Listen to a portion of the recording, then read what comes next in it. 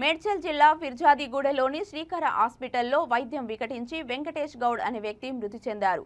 3 రోజుల క్రితం యాక్సిడెంట్లో ఎముక విరగడంతో వెంకటేష్ గౌడ్ హాస్పిటల్కు వచ్చాడు. డాక్టర్ల నిర్లక్ష్యమేనని న్యాయం చేయాలంటూ ఆసుపత్రి ఎదుట బంధువులు ఆందోళన నిర్వహించారు. మృతుడిది యాదాద్రి జిల్లా బీబీనగర్ మండలం కొండమడుగు గ్రామం. 3 రోజుల క్రితం జరిగిన యాక్సిడెంట్లో బోన్ విరగడంతో హాస్పిటల్లో చేరి మృతి చెందాడని, తమకు న్యాయం చేయాలని ఆందోళన చేస్తున్నారు.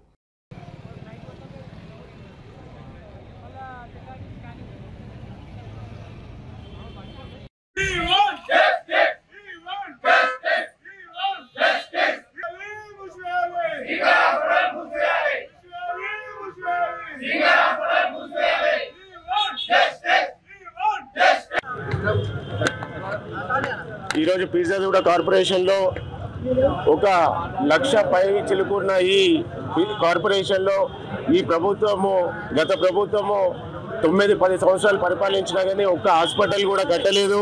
ఇక్కడ ప్రతి ఏరియాలో కూడా పుట్టలుగా పుట్టుకొచ్చినాయి ఈ హాస్పిటల్, కార్పొరేట్ హాస్పిటళ్ళు. ఈ కార్పొరేట్ హాస్పిటల్లో యాజమాన్యం ఏం చేస్తుందో కానీ అక్కడ ఒక నాణ్యత లేని వైద్యం అందుతూ ఉందనేసి మేము పదే కాంగ్రెస్ తరఫున ఎన్నోసార్లు మేము డిమాండ్ చేసినాము. వాళ్ళు పై అధికారులకు కూడా అసలు లైసెన్స్ లేకుండా కూడా ఎన్నో హాస్పిటల్లో నడిపిస్తూ ఉన్నారు. అరువులు లేని డాక్టర్లు కూడా ఇక్కడ వైద్యం చేస్తూ ఉన్నారు. ప్రాణాలతోటి చెలకట మాడుతూ ఉన్నారు అనేసి మేము మీడియా ముఖంగా ఎన్నోసార్లు చెప్పడం జరిగింది.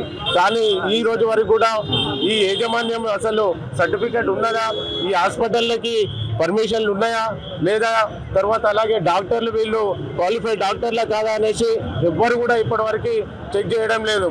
ఇప్పుడు మేము ఒకటే డిమాండ్ చేసేది, ఇప్పుడు శ్రీకర హాస్పిటల్లో వచ్చి జాయిన్ అయ్యి మంచిగా ఒక ఆరోగ్యంతో ఉన్న వ్యక్తి వచ్చి హాస్పిటల్కి వచ్చి జాయిన్ అయిన తర్వాత హఠాత్తుగా చనిపోయింది అనేసి మెసేజ్ పంపించారు.